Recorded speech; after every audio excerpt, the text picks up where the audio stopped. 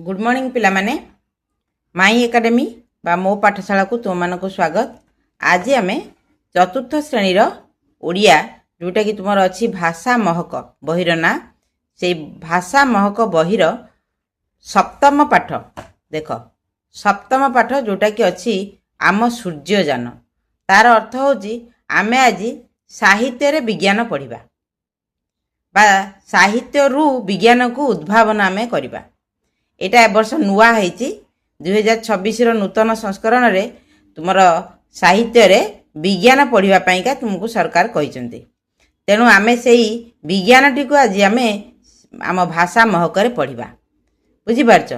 तेणु मु प्रथमे सेठी को रीडिंग कर दउची, प्रति पेज को रीडिंग कर देबा तापर ताको आमे बुझिबा।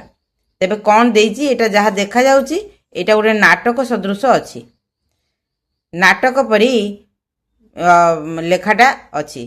तेणु मुझे रीडिंग करुच्ची देखिया को प्रकार नाटक होइची ओडिया रे वैज्ञानिक नाटक आमे ओडिया बही रे पाइबा वैज्ञानिक नाटक बुझी पारछ। तेणु चल रीडिंग कर देबा। तुमरा टॉपिक रो ना अछि आम सूर्यजान। सूर्यजान माने सूर्यंको पाखकु जो जानटा जाइची बा सूर्यंको पाखकु जीवा पई जो जान तयारी हेची सूर्यजान। ताल कौन लिखा है? शिक्षक श्रेणी कोठरी भितर को प्रवेश करिबा मात्रे समस्त छात्र छात्री तांको प्रणाम करती। तुमे माने मध्य क्लास रूम रे तुम माने बसी थाओ, सार जेतले आसंती बा शिक्षक जेतले क्लास रूम को आसंती तुम माने समस्त छिड़ा हो जाओ ना नहीं? छिड़ा है कि को जो स्कूल रे जहा थाए कोठी गुड मॉर्निंग को जाए, कोठी गुड मॉर्निंग अपा को जाए बा कोठी गुड मॉर्निंग सार को जाए, जहा तुम स्कूल ले सब डाकती संबोधन करती शिक्षक मानक तुम से भली किसी संबोधन कर छिड़ा है। सेमती ए नाटक रे मध्य सेही कथा लिखा है जे जेतले शिक्षक श्रेणी कोठरी को प्रवेश करचंती समस्त छात्र छात्री तांको प्रणाम करिसंती। छोटो छात्र छात्री कौन कहउचंती ना शुभ सकाळ गुरुजी। आमे जोटा गुड मॉर्निंग कहउचु सेटार ओडिया होची शुभ सकाळ। तेणु पिला माने समस्त कहले शुभ सकाळ गुरुजी। तार प्रति उत्तर रे गुरुजी कहउचंती शुभ सकाळ पिला माने तुम माने केमती अछ? पिला पुण कहउचंती छात्र छात्री कहउचंती भलो अछु गुरुजी। सेटू गुरुजी कहउचंती पूर्व श्रेणी रे आमे चंद्रयान विषय रे जानिथिले, आजी सूर्ययान विषय रे कथा हेबा। गुरुजी कोन कहउचंती ना आमे पूर्व क्लास रे चंद्रयान विषय रे पढ़िथिले किंतु आजी सूर्ययान विषय रे आमे आजी पढ़िबा। रवि कहला, रवि हूँ गोटे पिला कहला गुरुजी मु शुणिची जे सूर्य जने देवता सी जी 7टी घोड़ा द्वारा टणा जाउथुवा रथरे आकाश रे भ्रमण करती, जोटा कि आमर पुराण रे वर्णित अछि, जोटा कि से रवि जी सी बोधे टीवी रे सीरियल ले सब देखिथिला। तेणु ताको गुरुजन माने ताको घरे भी आईमा कहानी किबा जेजेबापा कहानी रे भी से शुणिथिला जे सूर्य होचंती देवता आ तांकर 7टा घोड़ा थिबा गोटे रथ अछि, सेई रथ रे से आकाश सारा बुलंती। सोट भानु कहला हाँ हाँ मु मध्य समान कथा शुणिची।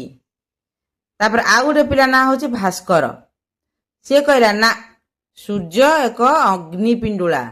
सूर्य होचंती गोटे अग्निर पिंडुला, गोटे नियार गोला माने गोटे जेंति बॉल तम जेंति गोलाकार सेंति नियार गोटे गोलाकार जिनस होची सूर्य।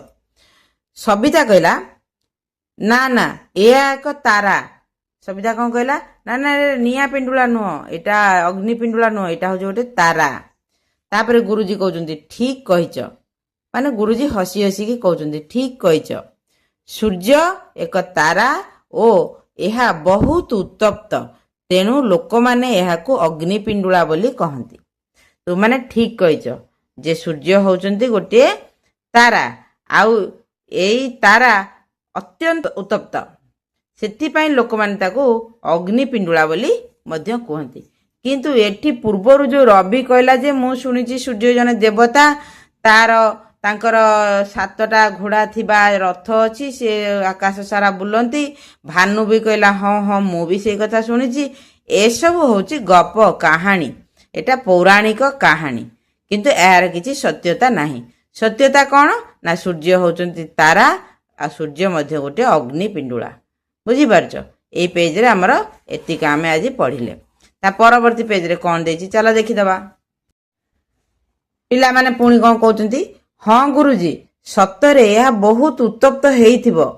ସବିତା କହିଲା, ଗୁରୁଜୀ ସୂର୍ଯ୍ୟ ପୃଥିବୀ ଠାରୁ ବହୁତ ଦୂରରେ ଅବସ୍ଥିତ, ତଥାପି ଏହା ଏତେ ଉତ୍ତପ୍ତ କିରଣ ପ୍ରଦାନ କରିଥାନ୍ତି। ସୂର୍ଯ୍ୟ ଆମଠୁ କେତେ ଦୂରରେ, ଆମ ଆଖି ପାଉନି ଦେଖିଲା ବେଳେ, ସେ ଆମଠୁ ଏତେ ଦୂରରେ ଅଛନ୍ତି, କିନ୍ତୁ ତାଙ୍କ ଗରମ ଆମେ ସହିପାରୁନୁ। ଏତେ ଗରମ ହଉଛି ଆମକୁ, ଏତେ ଉତ୍ତପ୍ତ ଆମକୁ ଦଉଛନ୍ତି, ପୃଥିବୀକୁ ଏତେ ଉତ୍ତପ୍ତ ତାଙ୍କର ଆସୁଛି, ଏତେ ନିଆଁ ପେଣ୍ଡୁଳା ଖସିଲା ଭଳିଆ ଗରମ ହଉଛି, ଆମେ ସହିପାରୁନୁ ଏତେ ଦୂରରେ ଥିଲେ ବି ସୁଦ୍ଧା। ସେଠୁ ଭାନୁ ବେଲି ଯୋଉ ପିଲାଟି ଥିଲା ସିଏ କହିଲା, ସେଇଥିପାଇଁକା ମୁଁ ଗ୍ରୀଷ୍ମ ଋତୁରେ ସୂର୍ଯ୍ୟଙ୍କୁ ଆଦୌ ପସନ୍ଦ କରେ ନା। ସେ କହିଲା, ମତେ ସେଥିପାଇଁକା ଖରା ଦିନେ ସୂର୍ଯ୍ୟଙ୍କୁ ଜମା ଭଲ ଲାଗେ ନା, ବହୁତ ଗରମ ହୁଏ, ଆମେ ଘରେ ରହିପାରୁନା। ସେଥିପାଇଁକା ଏସି କୁଲର କ'ଣ ସବୁ ଲଗେଇବାକୁ ପଡେ, ଗଛ ମୂଳକୁ ଯିବାକୁ ପଡେ, ନହେଲେ କୋଉଠି ବରଫ ଥିବା ଅଞ୍ଚଳକୁ ବୁଲିବାକୁ ଯିବାକୁ ପଡେ। ସେଥିପାଇଁ ମତେ ସୂର୍ଯ୍ୟଙ୍କୁ ଜମା ଭଲ ଲାଗେ ନା ଗ୍ରୀଷ୍ମ ଋତୁରେ।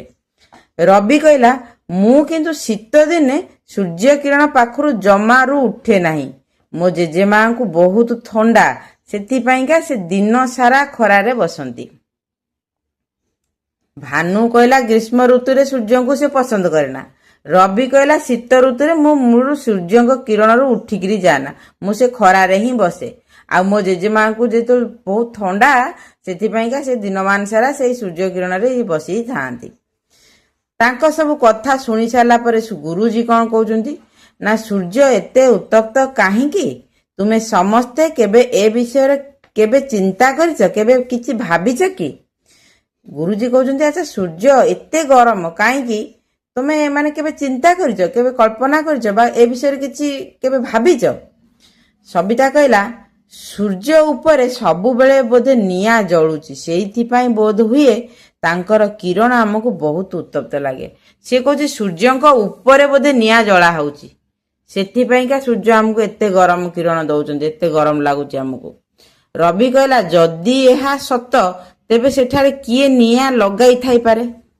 ଯଦି ତୁ କହୁଛୁ ଯେ ସୂର୍ଯ୍ୟଙ୍କ ଉପରେ କିଏ ନିଆଁ ଜାଳୁଛି ବୋଲିକି, ଯଦି ଠିକ କଥା କହୁଛୁ ତାହେଲେ ସେଠି ନିଆଁ ଲଗେଇଲା କିଏ? ଭାସ୍କର କହିଲା, ତୁମେ ଦୁହେଁ ଠିକ ଭାବୁନାହଁ, ତମେ ଯୋଉ ଦି ଜଣ ଯାକ ଯୋଉ କଥା କହୁଛ ଏଇଟା ଠିକ ନୁହେଁ, ଏଇଟା ଭୁଲ। ଠିକଟା କ'ଣ? ତା ମତରେ ସୂର୍ଯ୍ୟ ଉପରେ ନିଆଁ ଜଳିବାରୁ ଉତ୍ତପ୍ତ ଆସିନଥାଏ, ସୂର୍ଯ୍ୟ ଏପରି ଗ୍ୟାସରେ ଗଠିତ ଯାହା ଅତ୍ୟନ୍ତ ଉତ୍ତପ୍ତ। ମୋ ବାପା ଗୋଟିଏ ବହିରୁ ପଢି ମତେ ବୁଝାଉଥିଲେ। ସିଏ ଗୋଟା କଥା କହିଲା ଭାସ୍କର। ସିଏ କହିଲା, ଆରେ ନା ନା, ତମେ ଦି ଜଣ ଯୋଉ କଥା କହୁଛ ସେଗୁଡା ସବୁ ଭୁଲ କଥା, ସେଟା ମିଛ କଥା ଗୁଡା। କିନ୍ତୁ ସୂର୍ଯ୍ୟ ଏତେ ଗରମ କାହିଁକି ନା, ସୂର୍ଯ୍ୟ ଯୋଉ ଗ୍ୟାସରେ ଗଠିତ, ଯୋଉ ଗ୍ୟାସ ଦ୍ୱାରା ସୂର୍ଯ୍ୟ ତିଆରି ହେଇଛନ୍ତି, ସେ ଗ୍ୟାସ ଯୋଗୁଁ ହିଁ ସେ ଏତେ ଉତ୍ତପ୍ତ। ଏଇଟା ମୋ ବାପା କୋଉଠି ଗୋଟେ ପଢୁଥିଲେ, ମତେ ବୁଝଉଥିଲେ। ତାପରେ ଯାଇକି ଗୁରୁଜୀ କହିଲେ, ଭାସ୍କର ଠିକ କହିଛି, ସୂର୍ଯ୍ୟ ହେଉଛି ମୁଖ୍ୟତଃ ହାଇଡ୍ରୋଜେନ ଓ ହିଲିୟମ ଗ୍ୟାସ ଦ୍ୱାରା ଗଠିତ ଏକ ଉତ୍ତପ୍ତ ପିଣ୍ଡ। ଏହା ପୃଥିବୀ ଠାରୁ ଆନୁମାନିକ 1.5 ନିୟୁତ କିଲୋମିଟର ଦୂରରେ ଅବସ୍ଥିତ। ଗୁରୁଜୀ ସେଠୁ ଭାସ୍କର କହିସାରିଲା ପରେ ଗୁରୁଜୀ କହିଲେ, ହଁ ହଁ, ଭାସ୍କର ଯୋଉଟା କହିଲା ସେଟା ଠିକ କଥା। ସୂର୍ଯ୍ୟ ଆମଠାରୁ ମାନେ 1.5 ନିୟୁତ, 1.5 ନିୟୁତ କିଲୋମିଟର ଦୂରରେ ଅବସ୍ଥିତ, କିନ୍ତୁ ଆମେ ଖରାଦିନେ ଗରମ ସହିପାରୁ ନାହୁଁ ତାଙ୍କର ଏତେ ଦୂରରେ ଥାଇକି ବି। କାହିଁକି ନା ସୂର୍ଯ୍ୟ ହାଇଡ୍ରୋଜେନ ଆଉ ହିଲିୟମ এই ଦିଟା ଗ୍ୟାସ ଦ୍ୱାରା ସେ ତିଆରି ହେଇଛନ୍ତି, ଯୋଉ ଗ୍ୟାସ ଦିଟା ଅତ୍ୟନ୍ତ ଉତ୍ତପ୍ତ। ବୁଝିପାରିଲ? ତମେ ଯେହେତୁ କ୍ଲାସ 4ର ପିଲା, ଆଠୁ ବେଶୀ କହିଲେ ତୁମମାନେ ବୁଝିପାରିବ ନାହିଁ। ତେଣୁ ଏତିକି ମନେ ରଖ ଯେ ସୂର୍ଯ୍ୟ ହିଲିୟମ ଆଉ ହାଇଡ୍ରୋଜେନ ପରି ଗ୍ୟାସରେ ତିଆରି ହେଇଛନ୍ତି, ବା ସୂର୍ଯ୍ୟଙ୍କର ଗଠନର ଉପାଦାନ ହଉଛନ୍ତି ହାଇଡ୍ରୋଜେନ ଆଉ ହିଲିୟମ। ଭାସ୍କର ତାପରେ କହିଲା, ତେବେ ଆମେ ଚନ୍ଦ୍ରକୁ ଯିବା ପରି ସୂର୍ଯ୍ୟ ପାଖକୁ ଯାଇପାରିବା କି? ଭାସ୍କର କହିଲା ଯଦି ଚନ୍ଦ୍ରକୁ ଯେମିତି ଆମେ ଯାଉଛେ ସେମିତି ସୂର୍ଯ୍ୟଙ୍କ ପାଖକୁ ଯାଇପାରିବା କି? ଭାସ୍କର ଯେତେବେଳେ କହିଲା, ପଚାରିଲା ସାରଙ୍କୁ, ଗୁରୁଜୀଙ୍କୁ, ଯେ ଆମେ ଯେମିତି ଚନ୍ଦ୍ରଙ୍କ ପାଖକୁ ଯାଉଛୁ, ଚନ୍ଦ୍ର ପୃଷ୍ଠରେ ଯାଇକି ମଣିଷ ପହଞ୍ଚି ସାରିଲାଣି, ଚନ୍ଦ୍ରପୃଷ୍ଠ ବିଷୟରେ ଅନେକ କିଛି ତଥ୍ୟ ମଣିଷ ଗ୍ରହଣ କରି ସାରିଲାଣି, ଆଉ ଚନ୍ଦ୍ରପୃଷ୍ଠରେ ଘର କରିବା କଥା ମଧ୍ୟ ମଣିଷ ଚିନ୍ତା କରି ସାରିଲାଣି, ସେମିତି ଆମେ ସୂର୍ଯ୍ୟଙ୍କ ପାଖକୁ ଯାଇପାରିବା କି? ତା କଥା ଶୁଣିକି ସବୁ ପିଲାମାନେ ଆଶ୍ଚର୍ଯ୍ୟ ହେଇକିରି ସାରଙ୍କୁ ଚାହିଁଲେ ଯେ ସାରେ ଭାସ୍କରର ପ୍ରଶ୍ନର କ'ଣ ଉତ୍ତର ଦେବେ। ଭାନୁ କହିଲା, ସେଠାକୁ କିପରି ଯିବା? ଯିଏ ଯିବ ସେ ତ ଜଳିଯିବ। ହଁ ନା ନାଇଁ? ସାଧାରଣ କଥା, ଯିଏ ନାହିଁ ସେ ସେଇ କଥା କହିବ। ସୂର୍ଯ୍ୟଙ୍କ ପାଖକୁ କିଏ ଯିବ? ସୂର୍ଯ୍ୟ ଏତେ ଦୂରରେ 1.5 ନିୟୁତ କିଲୋମିଟର ଦୂରରେ ଥାଇକିରି ଯୋଉ ଗରମ ଆମେ ସମ୍ଭାଳି ପାରୁନୁ, ଆଉ ସୂର୍ଯ୍ୟଙ୍କ ପାଖକୁ ଯିଏ ଯିବ ସେ ଜଳିଯିବନି? ଭାସ୍କର କହିଲା, ଗୁରୁଜୀ ସୂର୍ଯ୍ୟ ବହୁତ ଉତ୍ତପ୍ତ, ସେଥିପାଇଁ ଏହା ଚମକୁଛି ବୋଧେ। ଭାସ୍କର ଟିକେ ବୁଦ୍ଧିଆ ଅଛି, ଟିକେ ତାର ମୁଣ୍ଡ ପାଠ ବାବଦରେ ଅଛି, ଇଏ ସବୁ ପୁରାଣରେ ରହିଯାଇଛନ୍ତି। ତେଣୁ ଭାସ୍କର କହୁଛି ସୂର୍ଯ୍ୟ ବହୁତ ଗରମ, ସେଥିପାଇଁ ସେ ଏତେ ଉଜ୍ଜଳ ଦେଖାଯାଉଛନ୍ତି, ଚମକୁଛନ୍ତି ବୋଧେ। ସେଠୁ ସାର୍ କହୁଛନ୍ତି, ଶିକ୍ଷକ କ'ଣ କହୁଛନ୍ତି, ହଁ ଦେଖ ତୁମର ଆହୁରି ଗୋଟେ ଭୁଲ ଦେଖ, ଏଠି ଗୁରୁଜୀ ଗୁରୁଜୀ ଗୁରୁଜୀ ଲେଖି ଆସିଲା, ଏଠି ଲେଖିଲା ଶିକ୍ଷକ। ବୁଝିପାରୁଛ? ଭୁଲ ପ୍ରତି ପେଜରେ। 2026 ମସିହାରେ ଯେତେକ ବହି ନୂତନ ସଂସ୍କରଣ ହେଇଛି, ପ୍ରତି ପେଜରେ ସବୁ ବିଷୟର ପ୍ରତି ପେଜରେ ତୁମେ ଭୁଲ ପାଇପାରିବ। ତାହେଲେ ସାର୍ କ'ଣ କହିଲେ? ହଁ, ସୂର୍ଯ୍ୟ ପାଖରେ ପହଞ୍ଚିବା ସହଜ ନୁହେଁ। ଏହା ଚନ୍ଦ୍ର ପରି ଆମ ପୃଥିବୀର ନିକଟରେ ନାହିଁ, ଏହା ବହୁତ ଦୂରରେ ଅଛି। ଯେପରି ଚନ୍ଦ୍ରର କିଛି ରହସ୍ୟ ଅଛି, ସେହିପରି ସୂର୍ଯ୍ୟର ମଧ୍ୟ କିଛି ରହସ୍ୟ ଅଛି। ଏହି ରହସ୍ୟ ଗୁଡ଼ିକୁ ଉନ୍ମୋଚନ କରିବା ପାଇଁ ଆମର ବୈଜ୍ଞାନିକମାନେ ଆଦିତ୍ୟ L1 ନିର୍ମାଣ କରିଛନ୍ତି। ତାହେଲେ ଏଠି କ'ଣ କହିଲା ସାର୍? କ'ଣ କହିଲେ? ହଁ, ସୂର୍ଯ୍ୟ ପାଖରେ ପହଞ୍ଚିବା ସହଜ ନୁହେଁ। ଭାସ୍କର ଯୋଉ କହିଲା ସାର୍ ସୂର୍ଯ୍ୟ ତ ଏତେ ଉତ୍ତପ୍ତ, ସେଥିପାଇଁ ଚମକୁଛନ୍ତି, ଆଉ ତା ପୂର୍ବରୁ ଭାନୁ ପଚାରିଥିଲା ଯେ ସୂର୍ଯ୍ୟ ତ ଏତେ ଗରମ, ଚନ୍ଦ୍ରପୃଷ୍ଠକୁ ତ ଆମେ ଯାଇପାରୁଛୁ, ଆମେ କ'ଣ ସୂର୍ଯ୍ୟ ପୃଷ୍ଠକୁ ଯାଇପାରିବା, ସୂର୍ଯ୍ୟଙ୍କ ପାଖକୁ ଯାଇପାରିବା? ଭାନୁ କହିଲା, ନା ନା, ଯିଏ ଯିବ ସେ ଜଳିଯିବ। ସାର୍ ସେଇ କଥାକୁ ସମର୍ଥନ କରି କହିଲେ, ହଁ, ସୂର୍ଯ୍ୟ ପାଖରେ ପହଞ୍ଚିବା ସମ୍ଭବ ନୁହେଁ, କିନ୍ତୁ ସୂର୍ଯ୍ୟର ରହସ୍ୟ ସବୁ ଜାଣିବା ପାଇଁ ଆମେ ଆମର ବୈଜ୍ଞାନିକମାନେ ଯେମିତି ଚନ୍ଦ୍ରଯାନ ତିଆରି କରିଥିଲେ, ସେମିତି ସୂର୍ଯ୍ୟଯାନ ବୋଲି ଗୋଟେ ଯାନ ତିଆରି କରିଛନ୍ତି। ଆଉ ସେଥିରେ କ'ଣ ହେଉଛି ନା, ସୂର୍ଯ୍ୟଙ୍କ ବିଷୟରେ ବିଭିନ୍ନ ରହସ୍ୟ, ଯେମିତି ଚନ୍ଦ୍ରର ବିଭିନ୍ନ ରହସ୍ୟ ବାରମ୍ବାର ବିଭିନ୍ନ ଦେଶ ବାରମ୍ବାର ଯାଇକିରି ଚନ୍ଦ୍ର ବିଷୟରେ ବିଭିନ୍ନ ପ୍ରକାର ତଥ୍ୟ, ନୂଆ ନୂଆ ତଥ୍ୟ ସଂଗ୍ରହ କରିକି ଆଣୁଛନ୍ତି। ଚନ୍ଦ୍ର ବିଷୟରେ ସବିଶେଷ ତଥ୍ୟ ସଂଗ୍ରହ କରି ପୃଥିବୀ ପୃଷ୍ଠରେ ଥିବା ଲୋକମାନଙ୍କୁ ଜଣାଉଛନ୍ତି। ସେମିତି ସୂର୍ଯ୍ୟଙ୍କ ବିଷୟରେ ଜାଣିବା ପାଇଁ ସବୁ ଦେଶ, ଯୋଉମାନେ ବୈଜ୍ଞାନିକ ବିଜ୍ଞାନ କ୍ଷେତ୍ରରେ ଯୋଉମାନେ ଯେତେ ଉନ୍ନତ, ସେମାନେ ଚେଷ୍ଟା କରୁଛନ୍ତି ସୂର୍ଯ୍ୟଙ୍କ ବିଷୟରେ ଜାଣିବା ପାଇଁ। ତେଣୁ ସେଇ ସୂର୍ଯ୍ୟଙ୍କର ରହସ୍ୟ ଜାଣିବା ପାଇଁ ଆମ ବୈଜ୍ଞାନିକ ମାନେ ଆମର ଭାରତର ବୈଜ୍ଞାନିକ ମାନେ ଗୋଟିଏ ଯାନ ନିର୍ମାଣ କରିଥିଲେ, ଯାହାର ନାଁ ଦେଇଥିଲେ ଆଦିତ୍ୟ L1, ଯୋଉଥିରେ ବୈଜ୍ଞାନିକ ମାନେ ସୂର୍ଯ୍ୟର ରହସ୍ୟ ଜାଣିବା ପାଇଁ ଏଇଟିକୁ ବା ସୂର୍ଯ୍ୟର ରହସ୍ୟକୁ ଉନ୍ମୋଚନ କରିବା ପାଇଁ ଏଇ ଯାନଟିକୁ ତିଆରି କରିଥିଲେ, ଯାହାର ନାଁ ହେଉଛି ଆଦିତ୍ୟ L1। ସବୁ ପିଲାମାନେ ସବୁ କୌତୂହଳ ହେଇକି କହିଲେ ଆଦିତ୍ୟ L1, ଆଶ୍ଚର୍ଯ୍ୟ ହେଇକି କହିଲେ ଆଦିତ୍ୟ L1, ଆଦିତ୍ୟ L1 କହିକିରି କାହିଁକି ସେମାନେ ଟିକେ ଆଶ୍ଚର୍ଯ୍ୟ ହେଲେ ନା, ଆଦିତ୍ୟ ବୋଲି ଗୋଟେ ପିଲା ବି ତାଙ୍କ ସ୍କୁଲରେ ଅଛି, ତାଙ୍କ କ୍ଲାସରେ ଅଛି। ସେଥିପାଇଁ ଆଦିତ୍ୟ ନାଁଟା ଶୁଣିକି ପିଲା ସବୁ ଆଶ୍ଚର୍ଯ୍ୟ ହେଇଗଲେ, ଆଦିତ୍ୟ L1। ଭାସ୍କର ସୁର କହିଲା, ଗୁରୁଜୀ ଏଇଟା ପୁଣି କ'ଣ? ଗୁରୁଜୀ କହିଲେ, ଭାସ୍କର ତୁମେ ନିଜେ। ଗୁରୁଜୀଙ୍କ ଉତ୍ତର ହେଲା, ଭାସ୍କର ତୁମେ ନିଜେ, ମାନେ ଆଦିତ୍ୟ L1 ର ଅର୍ଥ ଭାସ୍କର ତୁମେ ନିଜେ। ସେ ପ୍ରଶ୍ନ ସେଇ ଭାସ୍କର ପଚାରିଛି, ସିଏ କହିଲା, ଗୁରୁଜୀ ତାର ଉତ୍ତରରେ କହିଲେ, ଭାସ୍କର ତୁମେ ନିଜେ। ଭାସ୍କର କହିଲା, ମୁଁ କିଛି ବୁଝିପାରିଲିନି ଗୁରୁଜୀ। ଗୁରୁଜୀ କହିଲେ, ଆଦିତ୍ୟର ଅର୍ଥ ସୂର୍ଯ୍ୟ, ପୁଣି ଏହାର ଅନ୍ୟ ନାମ ଭାସ୍କର, ସେହିପରି ଆହୁରି 2 ଜଣ ପିଲା ମଧ୍ୟ ଆଦିତ୍ୟ ନାଁରେ ଏ ଶ୍ରେଣୀରେ ଅଛନ୍ତି। ଏସବୁ ହେଉଛି ସୂର୍ଯ୍ୟଙ୍କର ପ୍ରତିଶବ୍ଦ। ଭାସ୍କର, ଆଦିତ୍ୟ, ରବି, ଭାନୁ, ସବିତା, ଏସବୁ ଯୋଉ ନାଁ ତମେ ପିଲାମାନଙ୍କର ଏଇ ପୁସ୍ତକରେ ପଢୁଛ ବା ଏଇ ବିଷୟରେ ପଢୁଛ, ସେ ସବୁତକ ନାଁ ହେଉଛି ସୂର୍ଯ୍ୟଙ୍କର ପ୍ରତିଶବ୍ଦ, ସୂର୍ଯ୍ୟଙ୍କର ଆଉ ଗୋଟେ ଲେଖା ନାଁ। ସବିତା କହିଲା, ହଁ ମୁଁ ଜାଣିଛି, ଭାନୁ ଏବଂ ରବି। ଭାନୁ ଆଉ ରବିର ଅର୍ଥ ମଧ୍ୟ ସେଇ ସୂର୍ଯ୍ୟ। ରବି କହିଲା, ସବିତା ବି ସୂର୍ଯ୍ୟଙ୍କର ଆଉ ଗୋଟେ ନାଁ। ମାନେ ଯେତେକ ପିଲା ନାଁ ଦେଇଛି ବହିରେ, ନାଟକରେ ଯୋଉମାନେ ଅଭିନୟ କରିଛନ୍ତି ବା କ୍ଲାସରେ ଯୋଉ ପିଲାମାନେ ଅଛନ୍ତି, ତାଙ୍କର ଯାହା ସବୁ ନାଁ ସେଗୁଡ଼ିକ ସବୁ ହେଉଛି ସୂର୍ଯ୍ୟଙ୍କର ପ୍ରତିଶବ୍ଦ। ବୁଝିପାରିଲ? ତାପରେ କିଏ କହିଲା? ରବି କହିଲା, ସବିତା ମଧ୍ୟ ସୂର୍ଯ୍ୟଙ୍କର ଆଉ ଗୋଟିଏ ନାମ। ଶିକ୍ଷକ, ପୁଣି ଏଠି ଦେଲା ଶିକ୍ଷକ, ଗୁରୁଜୀ ସେ ଭୁଲିଗଲା, ଶିକ୍ଷକ ଦେଲା। ଶିକ୍ଷକ କ'ଣ କହୁଛନ୍ତି, ଆରେ ତମେ ତ ବଢିଆ କଥା କହିଲ, ତୁମେ ମାନେ ସୁନା ପିଲା। ଆଜି ଆମେ ଆଦିତ୍ୟ L1 ବିଷୟରେ ଜାଣିବା। ଏଇ ଯୋଉ ପିଲାମାନେ କହିଲେ ଯେ ରବି ମାନେ ସୂର୍ଯ୍ୟ, ଭାନୁ ମାନେ ସୂର୍ଯ୍ୟ, ସବିତା ମାନେ ସୂର୍ଯ୍ୟ, ଭାସ୍କର ମାନେ ସୂର୍ଯ୍ୟ, ଆଦିତ୍ୟ ମାନେ ସୂର୍ଯ୍ୟ, ପିଲାମାନେ ଯେତେବେଳେ ଏତେ କଥା କହିଦେଲେ ସାର୍ କହିଲେ ଆରେ ବାଃ ବଢିଆ ପିଲାମାନେ ଆଉ ସବୁ ଜାଣିଛନ୍ତି ଆଉ। ଆଜି ଆମେ ସେଇ ଆଦିତ୍ୟ L1 ବିଷୟରେ ଆମେ ଜାଣିବା। ତାପରେ ଭାସ୍କର କହିଲା, ଗୁରୁଜୀ ଏହା କ'ଣ ଚନ୍ଦ୍ରଯାନ ପରି ନୁହେଁ କି? ସୂର୍ଯ୍ୟଯାନ ବା ଯୋଉ ଆଦିତ୍ୟ L1 କଥା ଯୋଉଟା ଗୁରୁଜୀ କହିଲେ ଯେ ଏଇଟା କ'ଣ ଚନ୍ଦ୍ରଯାନ ପରି ଗୋଟେ ଯାନ ତ ନା ଆଉ କ'ଣ? ଗୁରୁଜୀ କ'ଣ କହୁଛନ୍ତି ତାର ପରବର୍ତ୍ତୀ ପେଜରେ ଚାଲ ଦେଖିବା। ତାହେଲେ ଭାସ୍କରର ପ୍ରଶ୍ନରେ ଗୁରୁଜୀ କ'ଣ କହିଲେ, ହଁ ଭାସ୍କର, ଆଦିତ୍ୟ L1 ହେଉଛି ଚନ୍ଦ୍ରଯାନ ପରି ସମାନ ପ୍ରକାରର ଏକ ମହାକାଶ ଯାନ। ଏହାର କାର୍ଯ୍ୟ ହେଉଛି ସୂର୍ଯ୍ୟ ବିଷୟରେ ତଥ୍ୟ ସଂଗ୍ରହ କରିବା, ଯେମିତି ସେ କେଉଁ ସମୟରେ କିପରି ହୋଇଥାଏ। ଏ ବାକ୍ୟର ଅର୍ଥ ବି ଭୁଲ ଅଛି, ଏ ବାକ୍ୟର ଅର୍ଥ ଅଧା। ଯେମିତି ଯେ ସୂର୍ଯ୍ୟ କେଉଁ ସମୟରେ କିପରି ଆକାର ଧାରଣ କରିଥାନ୍ତି ବା କିପରି ପରିବର୍ତ୍ତନ ତାଙ୍କ ସୂର୍ଯ୍ୟ ପୃଷ୍ଠରେ ଦେଖାଯାଏ, ଏଇସବୁ କିଛି ଲେଖିବା କଥା।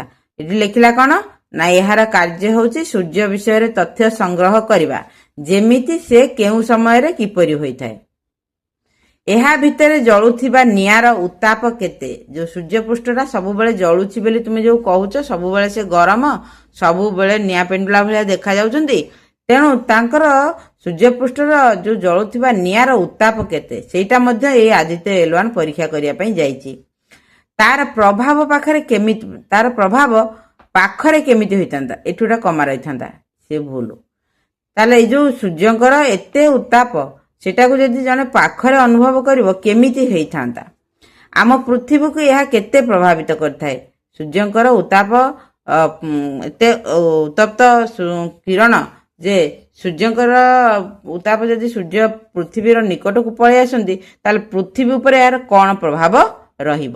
ଏହିସବୁ ବିଷୟ ଜାଣିବା ପାଇଁ, ଏହିସବୁ ବିଷୟରେ ତଥ୍ୟ ସଂଗ୍ରହ କରିବା ପାଇଁ ଆମ ବୈଜ୍ଞାନିକ ମାନେ ଆଦିତ୍ୟ L1 ନାମକ ଗୋଟେ ମହାକାଶ ଯାନ ତିଆରି କରିଛନ୍ତି। ସବିତା କହିଲା, ଗୁରୁଜୀ ଏହା ସୂର୍ଯ୍ୟଙ୍କ ନିକଟରେ ପହଞ୍ଚି ଯାଇଛି କି? ଗୁରୁଜୀ କହିଲେ, ସୂର୍ଯ୍ୟଙ୍କ ନିକଟରେ ତ ନୁହେଁ, ଏହା ସୂର୍ଯ୍ୟ ଠାରୁ ଅନେକ ଦୂରରେ ରହି ସୂର୍ଯ୍ୟର ଆଶ୍ଚର୍ଯ୍ୟଜନକ ଫଟୋ ଉଠାଇ ପଠାଇଛି, ଯାହା ଦେଖିଲେ ତୁମେ ମାନେ ଆଶ୍ଚର୍ଯ୍ୟ ହୋଇଯିବ। ସବିତା ଯେତେବେଳେ ପଚାରିଲା, ସାର୍ ଏଇ ଆଦିତ୍ୟ L1 କ'ଣ ସୂର୍ଯ୍ୟଙ୍କ ପାଖରେ ପହଞ୍ଚି ସାରିଗଲାଣି, ପହଞ୍ଚିଯାଇଛି କି? ସେଠୁ ଗୁରୁଜୀ କହିଲେ, ନାଇଁ ସେ ପହଞ୍ଚିନି, କିନ୍ତୁ ସୂର୍ଯ୍ୟଙ୍କର ଏତେ ନିକଟରେ ଅଛି ଯେ ସେ ଗୋଟେ ନିର୍ଦ୍ଦିଷ୍ଟ ଦୂରତାରେ ରହିକିରି ସେ କ'ଣ କରିଛି ନା ସୂର୍ଯ୍ୟଙ୍କର ବିଭିନ୍ନ ସମୟର ଫଟୋ ପଠେଇଛି। ଅନେକ ଗୁଡ଼ିଏ ଫଟୋ ସେ ଆମକୁ ପଠେଇଛି, ଯାହାକୁ ଦେଖିଲେ ତୁମେ ମାନେ ମଧ୍ୟ ଆଶ୍ଚର୍ଯ୍ୟ ହେଇଯିବ। ସବିତା କହିଲା, ଗୁରୁଜୀ ଏତେ ପାଖରେ ସେ କ'ଣ ତାର ଉତ୍ତାପରେ ପୋଡ଼ି ଯାଉନାହିଁ? କହିଲେ, ଯୋଉ ଆଦିତ୍ୟ L1 ସେ ଏତେ ପାଖରେ ଯାଇକି ଫଟୋ ଉଠେଇକି ଆଣୁଛି ସୂର୍ଯ୍ୟଙ୍କର, ସିଏ କ'ଣ ସେ ସୂର୍ଯ୍ୟଙ୍କ କିରଣରେ ପୋଡ଼ି ଯାଉନି? ସେଠୁ ଗୁରୁଜୀ କହୁଛନ୍ତି, ନା, ଆଦିତ୍ୟ L1 ସୂର୍ଯ୍ୟଙ୍କ ଦ୍ୱାରା ନଷ୍ଟ ହୋଇପାରିବ ନାହିଁ, କାରଣ ଏହା ଏକ ସୁରକ୍ଷିତ ଦୂରତାରେ ଅବସ୍ଥିତ ରହି ସମୟ ସମୟରେ ଭିନ୍ନ ଭିନ୍ନ ଫଟୋ ଉଠାଇଥାଏ। ତୁମେ ମାନେ ଯେତିକି ବୁଝିପାରିବ ସେତିକି ହିଁ ଏହି ବିଷୟରେ ଦେଇଛି ଯେ କାହିଁକି ଆଦିତ୍ୟ L1 ସୂର୍ଯ୍ୟଙ୍କ କିରଣରେ ନଷ୍ଟ ହୋଇପାରିବ ନାହିଁ। ସେ କୋଉଥିରେ ତିଆରି ହେଇଛି, ସେ ଯାନଟା କୋଉଥିରେ ତିଆରି ହେଇଛି, କେତେ ଦୂର ଡିଷ୍ଟାନ୍ସରେ ସେ ରହିଲେ ତାର କିଛି ନଷ୍ଟ ହେବ ନାହିଁ, ଏସବୁ ବିଷୟ ତୁମମାନେ ବଡ଼ ହେଲେ ଜାଣିବ। ତେବେ ଗୁରୁଜୀ ସାଧାରଣ ଭାବରେ କହିଲେ, ନା, ଆଦିତ୍ୟ L1 ସୂର୍ଯ୍ୟଙ୍କର ଉତ୍ତପ୍ତ କିରଣ ଦ୍ୱାରା ନଷ୍ଟ ହେବ ନାହିଁ, କାରଣ ସେ ଗୋଟିଏ ନିର୍ଦ୍ଦିଷ୍ଟ ଦୂରତାରେ ରହିଛି ଯୋଉଠିକି ସେ ସୁରକ୍ଷିତ ଭାବରେ ରହିପାରୁଛି, ଆଉ ସୂର୍ଯ୍ୟଙ୍କର ବିଭିନ୍ନ ସମୟରେ ବିଭିନ୍ନ ପ୍ରକାର ଫଟୋ ସେ ଉଠେଇକି ପୃଥିବୀକି ପଠେଇ ପାରୁଛି। ତାପରେ ରବି କହିଲା, ଗୁରୁଜୀ କିନ୍ତୁ ଏଇ ଯାନକୁ ମହାକାଶକୁ କେବେ ପଠାଯାଇଥିଲା? ଗୁରୁଜୀ କହିଲେ, ଆମ ଦେଶର ଭାରତୀୟ ମହାକାଶ ସଂସ୍ଥା ଇସ୍ରୋ ଦ୍ୱାରା 2023 ମସିହା ସେପ୍ଟେମ୍ବର ମାସ 2 ତାରିଖ ଦିନ ଆଦିତ୍ୟ L1 ଉତ୍କ୍ଷେପଣ କରାଯାଇଥିଲା। ଗୁରୁଜୀ କହିଲେ, ବେଶୀ ପୁରୁଣା ନୁହେଁ, ଏଇ 2023, ତୁମର 2026ରେ ଏଠି ଓଡ଼ିଆ ବହିରେ ଯୋଉ ବିଜ୍ଞାନଟା ଦେଲାନି, ଏଇ ମାତ୍ର 3 ବର୍ଷ ପୂର୍ବରୁ, 26ର 3 ବର୍ଷ ପୂର୍ବରୁ 2023 ସେପ୍ଟେମ୍ବର 2 ତାରିଖରେ ଆଦିତ୍ୟ L1 ଉତ୍କ୍ଷେପଣ କରାଯାଇଥିଲା ପୃଥିବୀ ପୃଷ୍ଠରୁ, ଯାହାଫଳରେ 3 ବର୍ଷ ଲାଗିଗଲା ତୁମ ବହି ଦେହରେ ସେ ବିଷୟଟା ଛାପିବା ପାଇଁକା। ସେ ବେଶୀ ପୁରୁଣା ବି ନୁହେଁ, ଯାହା ବିଶ୍ୱବାସୀଙ୍କୁ ଚକିତ ଓ ସ୍ତମ୍ଭୀଭୂତ କରିଦେଇଥିଲା। ଏହି ଯାନ ସେଠାରେ ପ୍ରାୟ 5 ବର୍ଷ ପର୍ଯ୍ୟନ୍ତ ସୂର୍ଯ୍ୟ ଚାରିପଟେ ଘୂରିବା ସହ ସୂର୍ଯ୍ୟଙ୍କର ଫଟୋ ସହ ରହସ୍ୟ ଉନ୍ମୋଚନ କରିବ। ତାହେଲେ 2023ରେ ଯାଇଥିଲା, ମାନେ 2028ରେ ପୃଥିବୀକୁ ପୁଣି ଏଟା ଫେରି ଆସିବାର ସମ୍ଭାବନା ଅଛି। ଆଉ ତା ଭିତରେ ସେ ଅନେକ କିଛି ତଥ୍ୟ ମଧ୍ୟ ପଠେଇ ଯାଇ ସାରିଥିବ ତା ଭିତରେ ପୃଥିବୀକୁ। ତେଣୁ ସିଏ କହୁଛନ୍ତି ଯେ ଆଦିତ୍ୟ L1 2023 ସେପ୍ଟେମ୍ବର 2 ତାରିଖ ଦିନ ପୃଥିବୀରୁ ଉତ୍କ୍ଷେପଣ କରାଯାଇଥିଲା। ଆଉ ସେ ବିଶ୍ୱବାସୀଙ୍କୁ ଚକିତ କଲା ଭଳିଆ ବିଭିନ୍ନ ପ୍ରକାର ତଥ୍ୟ ମଧ୍ୟ ବାରମ୍ବାର ପଠଉଛି। ଆଉ ଏହି ଯାନଟି 5 ବର୍ଷ ପର୍ଯ୍ୟନ୍ତ ମହାକାଶରେ ରହିକିରି ସୂର୍ଯ୍ୟଙ୍କର ବିଭିନ୍ନ ରହସ୍ୟ ବିଷୟରେ ତଥ୍ୟ ସଂଗ୍ରହ କରିବ ଆଉ ପୃଥିବୀ ପୃଷ୍ଠକୁ ଜଣେଇବ। ଭାନୁ କହିଲା, ସବୁ ଠିକ୍ ଯେ, କିନ୍ତୁ ମୁଁ ଆଜି ପର୍ଯ୍ୟନ୍ତ ସୂର୍ଯ୍ୟଙ୍କୁ ଭଲ ଭାବରେ ଦେଖି ନାହିଁ। ମୋ ବାପା ମୋତେ ସୂର୍ଯ୍ୟଙ୍କୁ ଦେଖିବାକୁ ମନା କରିଦେଇଛନ୍ତି। ସେ କହିଲା, ହଁ ଠିକ୍ କଥା ଯେ, ମୁଁ ଟିକେ ଆଜି ପର୍ଯ୍ୟନ୍ତ ସୂର୍ଯ୍ୟଙ୍କୁ ଭଲକିରି ଦେଖିପାରିନି। ତାର ଅର୍ଥ କ'ଣ? ସେ ସୂର୍ଯ୍ୟଙ୍କୁ ସିଧାସଳଖ ଅନେଇ ପାରିନି। ସେଠୁ ଗୁରୁଜୀ କ'ଣ କହୁଛନ୍ତି, ତୁମ ବାପା ଠିକ୍ କହିଛନ୍ତି। ପିଲାମାନେ, ତୁମେ କେବେ ବି ସିଧାସଳଖ ସୂର୍ଯ୍ୟଙ୍କୁ ଦେଖିବ ନାହିଁ। ଏହା ଆଖି ପାଇଁ ଭଲ ନୁହେଁ। ମୁଁ ଆଜି ତୁମ ପାଇଁ ସୂର୍ଯ୍ୟଙ୍କର ବହୁତ ଗୁଡ଼ିଏ ଫଟୋ ଆଣିଛି, ଦେଖ। ଗୁରୁଜୀ କହିଲେ, ତୁମ ବାପା ଠିକ୍ କହିଛନ୍ତି। ସୂର୍ଯ୍ୟଙ୍କୁ କେବେ ସିଧାସଳଖ ଖାଲି ଆଖିରେ ଦେଖିବନି, ଆଖି ନଷ୍ଟ ହେଇଯିବ। ମୁଁ ଆଜି ତୁମ ପାଇଁକା ଯେଉଁ ଆଦିତ୍ୟ L1 ଯେଉଁ ସବୁ ଫଟୋ ପଠେଇଛି ପୃଥିବୀ ପୃଷ୍ଠକୁ, ସେଇ ଫଟୋ ଗୁଡ଼ିକ ମୁଁ ତୁମମାନଙ୍କ ପାଇଁ ଆଣିଛି। ତୁମମାନେ ଦେଖ, କେତେ ଆଶ୍ଚର୍ଯ୍ୟ ହେଇଯିବ ସୂର୍ଯ୍ୟ ପୃଷ୍ଠଟା କେମିତିଆ ସବୁ। ଦେଖିପାରୁଛ ଏଇ ସବୁ ଫଟୋ 1 2 3 4 5 6 7 8 9 10 11ଟା ଫଟୋ। এই 11ଟା ଫଟୋ ଆଦିତ୍ୟ L1 ପଠେଇଛି ପୃଥିବୀ ପୃଷ୍ଠକୁ। ତୁମମାନେ ଦେଖ ସୂର୍ଯ୍ୟ ପୃଷ୍ଠର ରଙ୍ଗ କେମିତିଆ ସବୁ ପରିବର୍ତ୍ତନ ହେଇପାରୁଛି। ସେଥିପାଇଁ ତ ସୂର୍ଯ୍ୟଙ୍କୁ ସକଳ ଶକ୍ତିର ଆଧାର ଆଉ ସବୁ ରଙ୍ଗର ସମାହାର ହେଉଛନ୍ତି ସୂର୍ଯ୍ୟ। ବୁଝିପାରୁଛ? ତାପରେ ଭାସ୍କର କହିଲା, ସତରେ ଏଇ ଫଟୋ ଗୁଡ଼ିକ ଆଶ୍ଚର୍ଯ୍ୟଜନକ ଅଟେ। ପୁଣି ଏଠି ଶିକ୍ଷକ ଦେଲା, ଗୁରୁଜୀଙ୍କ ବଦଳରେ ଶିକ୍ଷକ ଲେଖିଲା। ସୂର୍ଯ୍ୟ ଭିତରେ ଥିବା ଗ୍ୟାସ୍ ଗୁଡ଼ିକ ପରସ୍ପର ମଧ୍ୟରେ ଧକ୍କା ହେବା ଫଳରେ ବିସ୍ଫୋରଣ ଘଟି ପ୍ରଚୁର ଶକ୍ତି ଉତ୍ପନ୍ନ ହୋଇଥାଏ। ଏହା ଦ୍ୱାରା ସୂର୍ଯ୍ୟ ଦେହରେ ସୌର ଝଡ଼ ସୃଷ୍ଟି ହୋଇ ଏହାକୁ ଉତ୍ତପ୍ତ କରାଇଥାଏ। ସୌର ଝଡ଼ ମାନେ ସୂର୍ଯ୍ୟଙ୍କ ଭିତରେ ଉଠୁଥିବା ଝଡ଼। ସୂର୍ଯ୍ୟ ତମେ ଜାଣିଲ ହାଇଡ୍ରୋଜେନ ଆଉ ହିଲିୟମ ଦ୍ୱାରା ଗଠିତ ବୋଲି। ତେଣୁ ସୂର୍ଯ୍ୟ ଯେଉଁ ଯେଉଁ ଗ୍ୟାସ୍ ଦ୍ୱାରା ଗଠିତ, ସେ ବେଳେ ବେଳେ କ'ଣ ହୁଏ ନା, ସେଇ ଗ୍ୟାସ୍ ଗୁଡ଼ିକ ପରସ୍ପର ଭିତରେ ଧକ୍କା ହେଇଯାନ୍ତି, ଯାହା ଫଳରେ କି ବିସ୍ଫୋରଣ ହୁଏ। ଆଉ ସେ ବିସ୍ଫୋରଣ ଯୋଗୁଁ ସୌର ପୃଷ୍ଠରେ ବା ସୂର୍ଯ୍ୟ ପୃଷ୍ଠରେ ଝଡ଼ ସୃଷ୍ଟି ହୁଏ, ଯାହାକୁ ଆମେ ସୌର ଝଡ଼ ବୋଲି ମଧ୍ୟ କହିଥାଉ। ଆଉ ସେ ସୌର ଝଡ଼ ଦ୍ୱାରା ସୂର୍ଯ୍ୟ ଆହୁରି ଉତ୍ତପ୍ତ ହେଇଯାଏ। ଛାତ୍ରଛାତ୍ରୀ ସମସ୍ତେ କହିଲେ, ଗୁରୁଜୀ ଆଜି ଆମେ ବହୁତ କିଛି ନୂଆ କଥା ଜାଣିକି ଖୁସି ହେଲୁ। ଶିକ୍ଷକ ପୁଣି କହୁଛନ୍ତି, ପିଲାଏ ଖାଲି ଏତିକି ନୁହେଁ, ଆମ ଦେଶର ବୈଜ୍ଞାନିକମାନେ ଚନ୍ଦ୍ରଯାନ ସୂର୍ଯ୍ୟଯାନ ନିର୍ମାଣ ପରେ ଏବେ ଗଭୀର ସମୁଦ୍ରର ରହସ୍ୟ ଜାଣିବା ପାଇଁ ସମୁଦ୍ରଯାନ ନିର୍ମାଣ କାର୍ଯ୍ୟରେ ଲାଗିଛନ୍ତି, ଯାହାର ନାମ ରହିଛି ମତ୍ସ୍ୟ 6000। ଏହି ଯାନ ମାଧ୍ୟମରେ 2026 ମସିହାରେ ବଙ୍ଗୋପସାଗରର 6000 ମିଟର ଗଭୀରକୁ ଯାଇ ବିଭିନ୍ନ ତଥ୍ୟ ଅନୁସନ୍ଧାନ କରିବାର ଲକ୍ଷ୍ୟ ରଖାଯାଇଛି। ତାହେଲେ ପିଲାମାନେ କେବଳ ଏତିକି ନୁହେଁ, ଚନ୍ଦ୍ର ସୂର୍ଯ୍ୟଙ୍କ ପରେ ଆମ ଦେଶର ବୈଜ୍ଞାନିକମାନେ ଯେଉଁ ଗଭୀର ସମୁଦ୍ର ବଙ୍ଗୋପସାଗର ବା ଆରବ ସାଗର, ପ୍ରଶାନ୍ତ ମହାସାଗର, ଯେଉଁ ମହାସାଗର ଗୁଡ଼ିକର ଗଭୀରକୁ ଯାଇ ଅତି ଗଭୀରରୁ ଗଭୀରକୁ ଯାଇକି ତା ବିଷୟରେ ମଧ୍ୟ ତଥ୍ୟ ସଂଗ୍ରହ କରିବା ପାଇଁକା ଯୋଜନା ରଖିଛନ୍ତି। ଆଉ ସେ ଯୋଜନା 2026ରେ ମଧ୍ୟ ବଙ୍ଗୋପସାଗରରେ ଆରମ୍ଭ ହୋଇଛି, ଯାହାର ନାଁ ଦିଆଯାଇଛି ମତ୍ସ୍ୟ 6000। ମାନେ ବଙ୍ଗୋପସାଗରର 6000 ମିଟର ତଳକୁ ଯାଇକିରି ବିଭିନ୍ନ ପ୍ରକାର ତଥ୍ୟ ସଂଗ୍ରହ କରିକି ଆସିବେ। ତାପରେ ଛାତ୍ରଛାତ୍ରୀ ମାନେ କ'ଣ କହୁଛନ୍ତି, ସମସ୍ତେ ଏକ ସ୍ୱରରେ କହିଲେ, ଗୁରୁଜୀ ଆମ୍ଭେମାନେ ବଡ଼ ହେଲେ ଜଣେ ଜଣେ ବୈଜ୍ଞାନିକ ହେବୁ, ନୂଆ ନୂଆ ତଥ୍ୟ ଉନ୍ମୋଚନ କରି ଦେଶ ଓ ଜାତିର ଟେକ ରଖିବୁ। ସେ ପିଲାମାନେ ସବୁ କହିଲେ, ଆଜ୍ଞା ଗୁରୁଜୀ, ଆଜି ଆମେ ବହୁତ କଥା ନୂଆ କଥା ସବୁ ବହୁତ ଜାଣିଲୁ। ସୂର୍ଯ୍ୟ ବିଷୟରେ ଜାଣିଲୁ, ଚନ୍ଦ୍ର ବିଷୟରେ ମଧ୍ୟ ଜାଣିଲୁ, ସମୁଦ୍ର ଗଭୀର ବିଷୟରେ ଜାଣିବା ପାଇଁ ବୈଜ୍ଞାନିକମାନେ ଚେଷ୍ଟା କରୁଛନ୍ତି, ସେ କଥା ମଧ୍ୟ ଜାଣିଲୁ। ତେଣୁ ଆମେମାନେ ବଡ଼ ହେଲେ ନିଶ୍ଚିତ ଜଣେ ଜଣେ ବୈଜ୍ଞାନିକ ହେବାକୁ ଚେଷ୍ଟା କରିବୁ, ଆଉ ଦେଶ ଆଉ ଜାତିର ଟେକ ରଖିବୁ। ବୁଝିପାରୁଛ? ଏ ବିଷୟଟି ତୁମର ସରିଗଲା। ଏ ବିଷୟଟି ତୁମମାନଙ୍କୁ ମୁଁ ପଢ଼େଇ ଦେଲି ଆଉ ବୁଝେଇ ଦେଲି। ସାହିତ୍ୟରେ ବିଜ୍ଞାନ ବିଷୟଟିକୁ ନିଶ୍ଚିତ ଭାବରେ ତୁମମାନେ ମଜାର ସହିତ ପଢ଼ିଥିବ, ବୁଝିଥିବ। ଆଉ ଏଇଆକୁ ନେଇକି ତ ଅନେକ କିଛି କଥା ଆମର ସୋସିଆଲ ମିଡ଼ିଆରେ ସବୁ ଚାଲିଛି। ତେଣୁ ସେସବୁକୁ ଆମେ ଯିବାନି, ପାଠ ପଢ଼ିବା ମନ ଦେଇକିରି। ତେଣୁ ଯେହେତୁ ପାଠ ବହିରେ ଦିଆହେଇଛି ତାକୁ ପଢ଼ିବା। ତେଣୁ ଏବେ ଆମର କାମ ହେଲା ଏସବୁ ପ୍ରଶ୍ନ ଉତ୍ତର କରିଦେବା। ଆଚ୍ଛା, ଏଠି ଦେଲା ଆସ ନୂଆ ଶବ୍ଦ ଜାଣିବା। ଏଇ ଶବ୍ଦ ଗୁଡ଼ିକ ତୁମର ବହିରେ ଦେଇଛି, ଏଗୁଡ଼ିକ ଦେଖ ଶୁଣିଦିଅ। ଚନ୍ଦ୍ରଯାନ, ରହସ୍ୟ, ଭାସ୍କର, ଆଦିତ୍ୟ, ସୁରକ୍ଷିତ, ଗବେଷଣା, ସ୍ତମ୍ଭୀଭୂତ, ଉତ୍ପନ୍ନ, ଅନୁସନ୍ଧାନ, ଉନ୍ମୋଚନ। ଏଗୁଡ଼ିକ ନୂଆ ନୂଆ ଶବ୍ଦ, ଏଗୁଡ଼ିକର ଅର୍ଥ ତୁମେମାନେ ଜାଣିନେବ। ମୁଁ ଏଗୁଡ଼ିକର ଅର୍ଥ ଆଉ ଏକ କ୍ଲାସରେ ସବୁ ଟପିକ୍ର ଅର୍ଥ ଗୁଡ଼ିକ ମୁଁ ଲେଖିଦେବି, ତୁମମାନେ ସେଗୁଡ଼ିକୁ ପଢ଼ିନେବ। ତାପରେ କ'ଣ ଦେଇଛି? ଆସ କଥା ହେବା। କ'ଣ ଦେଇଛି କଥା ହେବା ପାଇଁକା? 1 ନମ୍ବରରେ ଦେଲା ତୁମେ ଆକାଶରେ ଅନେକ ନକ୍ଷତ୍ର ଦେଖିଥିବ, କିନ୍ତୁ ଯେଉଁ ନକ୍ଷତ୍ର ଆମକୁ ସକାଳେ ଆଲୋକ ପ୍ରଦାନ କରେ ତାହାକୁ ଆମେ କ'ଣ କହୁ? ନିଶ୍ଚିତ ଭାବରେ କ'ଣ ହେବ ଉତ୍ତର? ସୂର୍ଯ୍ୟ। 2 ନମ୍ବର ଦେଲା ରାତିରେ ଆକାଶରେ କ'ଣ ସବୁ ଦେଖାଯାଆନ୍ତି? ରାତିରେ ଆକାଶରେ ଚନ୍ଦ୍ର, ତାରା, ଉଲ୍କାପିଣ୍ଡ, ଧ୍ରୁବ ତାରା, ନକ୍ଷତ୍ରପୁଞ୍ଜ ଏସବୁ ଦେଖାଯାଆନ୍ତି। ତେବେ ଏଇ ପ୍ରଶ୍ନ ଗୁଡ଼ିକର ଉତ୍ତର ମୁଁ ଲେଖିଦେଇଛି ଖାତାରେ, ତୁମମାନଙ୍କୁ ପଢ଼େଇ ଦେଉଛି, ତୁମମାନେ ଶୁଣିନିଅ ଆଉ ତାକୁ ଲେଖିନିଅ। ତାହେଲେ 1 ନମ୍ବର ପ୍ରଶ୍ନର ଉତ୍ତର ମୁଁ ଏଠି ଲେଖିଛି, ଯେଉଁ ନକ୍ଷତ୍ର ଆମକୁ ସକାଳେ ଆଲୋକ ପ୍ରଦାନ କରେ ତାହାକୁ ଆମେ ସୂର୍ଯ୍ୟ କହୁ। ରାତିରେ ଆକାଶରେ ଚନ୍ଦ୍ର, ତାରା, ଉପଗ୍ରହ, ଉଲ୍କାପିଣ୍ଡ, ନକ୍ଷତ୍ରପୁଞ୍ଜ, ଧ୍ରୁବ ତାରା ଇତ୍ୟାଦି ଦେଖାଯାଆନ୍ତି। 3 ନମ୍ବର ପ୍ରଶ୍ନର ଉତ୍ତର ହେଉଛି ରାତ୍ରିରେ ଚନ୍ଦ୍ର ଆମକୁ ଶୀତଳ ଆଲୋକ ପ୍ରଦାନ କରନ୍ତି।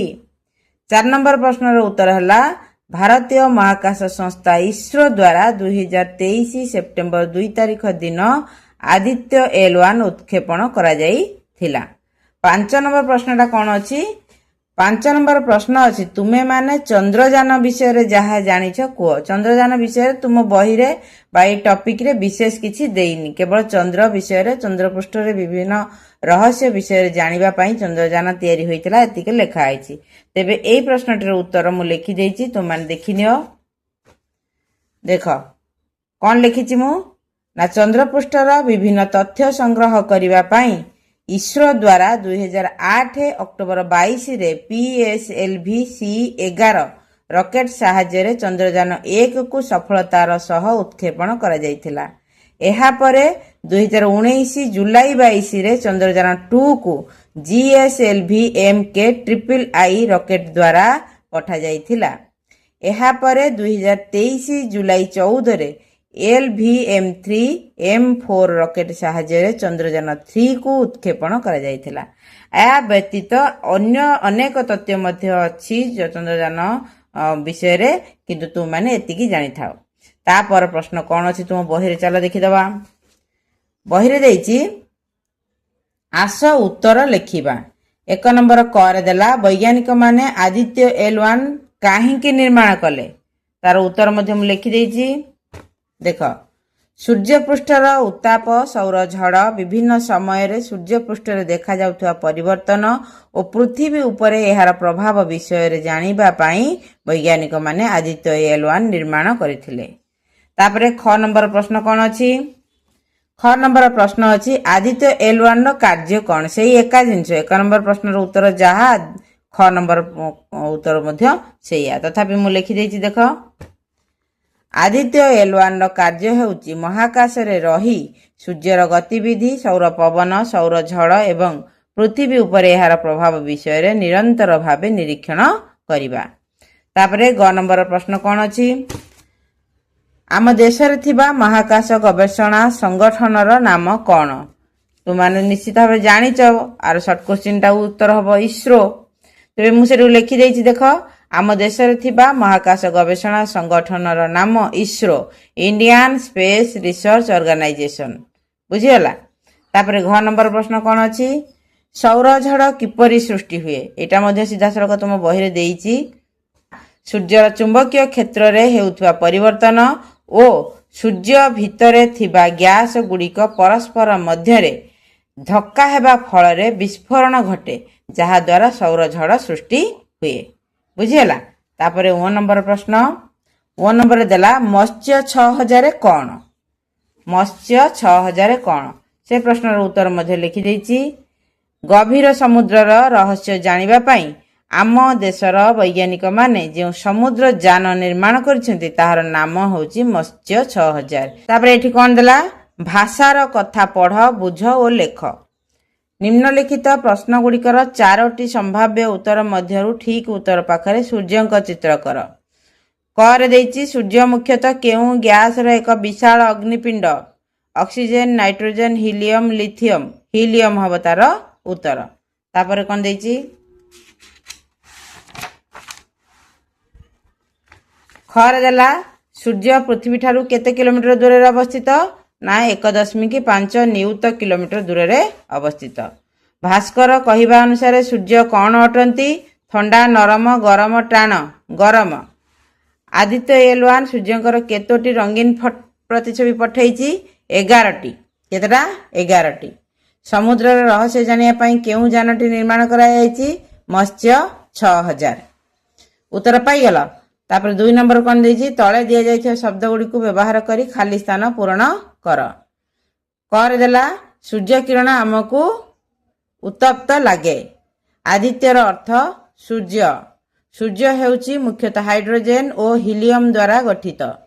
सूर्य विषय रे सूचना देउथुवा महाकाशर जान हला कोन आदित्य एल1। ताले उत्तर गुडी कोन हबो पृथ्वी पृष्ठरे थिबा समस्त जीव जगत प्रत्यक्ष व परोक्ष भावे शक्ति पाई सूर्य उपर निर्भर करिथांती।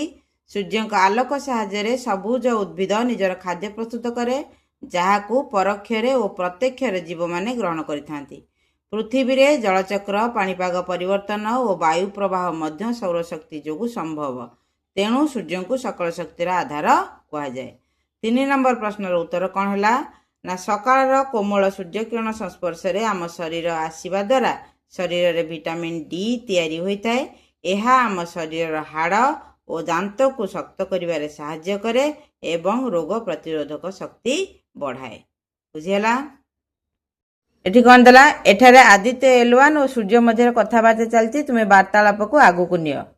सूर्य कौन कहउचंती हे तुमे किए तुमको केबे आगरु देखि नाही। आदित्य एल1 कौन कहउची मु आदित्य 4 मु तुमको जानिछि मु। तापर सूर्य कहउची तुमे आसीछ कोन पई। आदित्य एल1 कौन कहिथिबो तुमे एठी लिखिबो जे मु तुम विषय जानिबा पई एठिकु आसीछि। तापर 2 नंबर कौन देला सूर्यंकर विभिन्न नाम संग्रह करी खाली थिबा कोठरी लेख। गोटे देई देइछि आदित्य आउ कोन हे परिबो रवि तपन भानु दिवाकर दिनकर भास्कर आउर अनेक ही परिबो सूर्यंकर ना सविता। बुझि परलो एगुडे तुम माने लिखि दबो। अच्छा पिला माने तुमर ए विषयटी साहित्य रे विज्ञान अर्थ आम सूर्यजान। साहित्य रे विज्ञान अर्थात आम सूर्यजान ए विषयटी आमर आज सरीगला। ताकू मु तुमको पढ़ेदेली बुझेदेली आ तार प्रश्न उत्तर मध्य करदेली। तेणु आशा करुच्ची तुम मैंने भल भाव बुझी पारिथिबो बोली। जदि भिडियोटी को तुम मैंने पसंद करथिबो मोर पाठ पढ़ाटी तुम मैंने बुझी पारुथिबो तेबे भिडियोटी को तुम मैंने लाइक आ शेयर करिवो तुम सांग मानक सहित पाखु पठेई देबो। आउ चैनल टी रे नुआ थिले चैनल टी को सब्सक्राइब कर देबो। आउ एक वीडियो तुम मान सहित देखा हबो। से पर्यंत सुस्थ रुह सुरक्षित रुह आ सबुठारु बड़ कथा हला प्रकृति को बंचई रखिबारे निजर अवदान दियो। रहुछि गॉड ब्लेस यू।